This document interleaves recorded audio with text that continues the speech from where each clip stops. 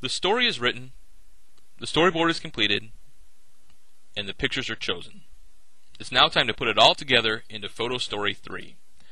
When we first open up PhotoStory3, we're taken to this window. We have a choice of what we'd like to do: begin a new story, edit a project, or play a story. Now we haven't done anything yet, so we want to begin a new story. And we click on Next.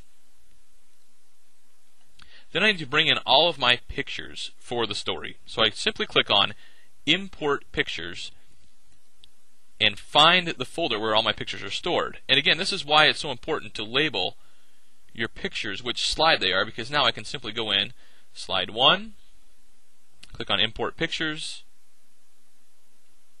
slide 2,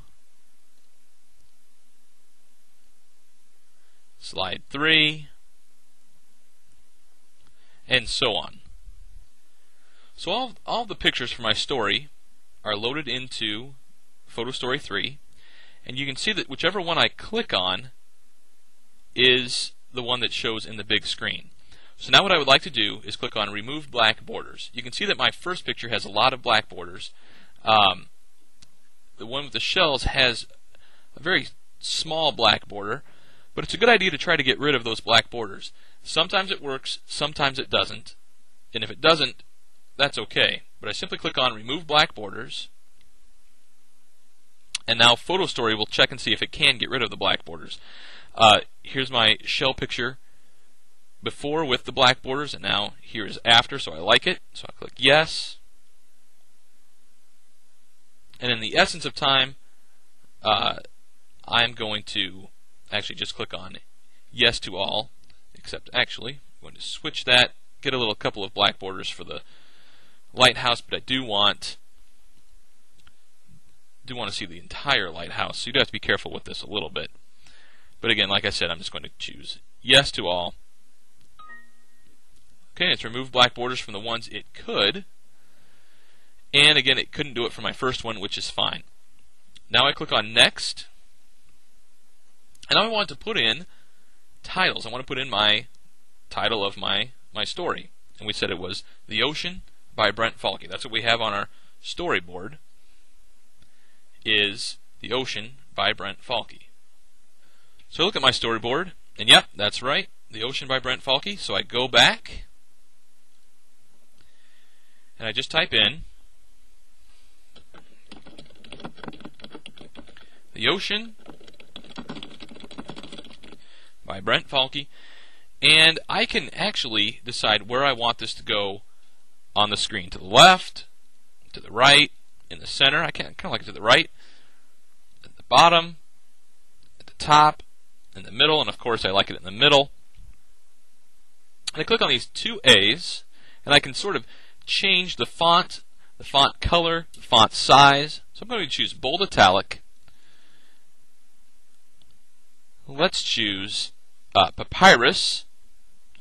Change the color to red and make it 22-point font. And I click OK, and now it's changed. And I would do this also on the last slide. And what I would put on that last slide is, I found my pictures at www.picsforlearning.com. And the reason you do that is because it's good to teach students that they need to credit their sources. Even though it says right on picsforlearning.com we can use it for use the pictures for educational purposes, it's still a good idea to cite the source. So I'll go back to the first one, and I click Next. And now it is time to type in my script. Now here is where you type in your script. However, you've just had your students write it out on their storyboard. So do you have to have them type it in here? No, probably not. If you'd like them to just read it off of their storyboard, it's fine. However, this makes it so they can look at the screen and say their script quite easily. So I am going to type in the title,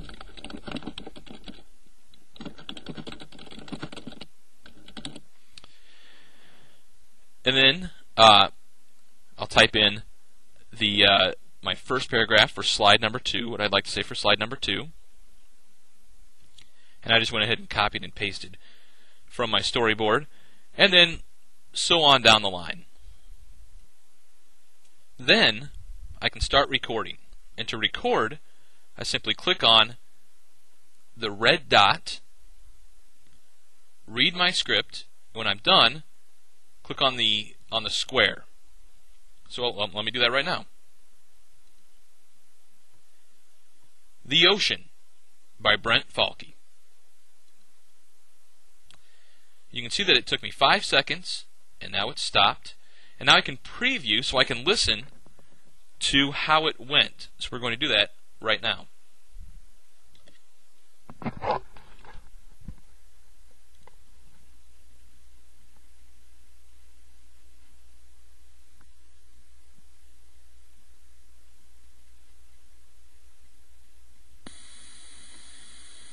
The Ocean by Brent Falke.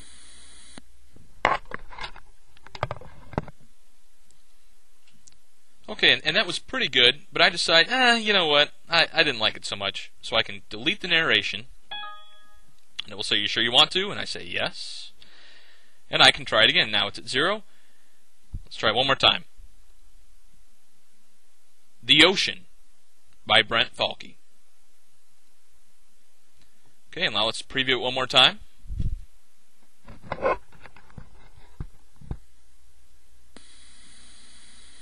The Ocean by Brent Falke.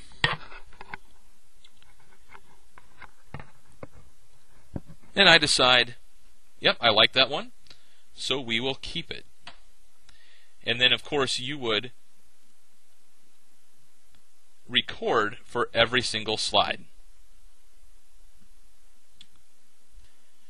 It's important to tell students that they're not just reading a story. They're not just reading the words. They should invoke some emotion and take great care with their voice and voice quality to really make the story stand out.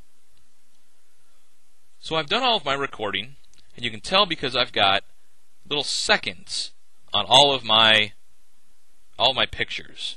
And so I know that that has recording attached to it. And again, it only puts on as much as it takes, as much time as it took for you to talk. So now I can click Next, and now it's time to select music, perhaps the best part of PhotoStory3. To select music, I could, if you wanted to, choose music from a folder. And we have plenty of free music websites listed on the website.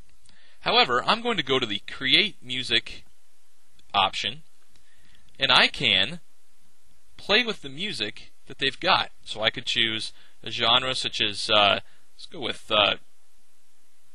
dance and marimbas. Let's do a cheerful one, and I'm going to make the tempo kind of slow. And let's listen to what that sounds like. I can preview it first.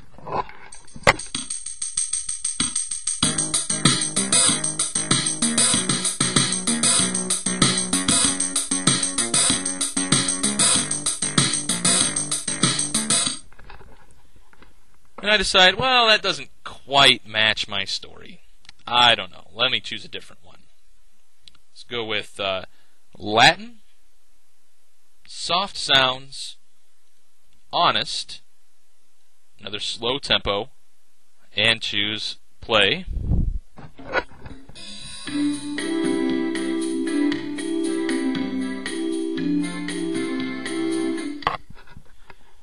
And that sounds kind of beachy, so I like it. So we will take it. And so if I like it, I will simply click OK. And you can see that it's now added to my photo story. The greatest thing that one needs to be careful about is to make certain that the music does not drown out the voice. So we need to move the volume way, way down.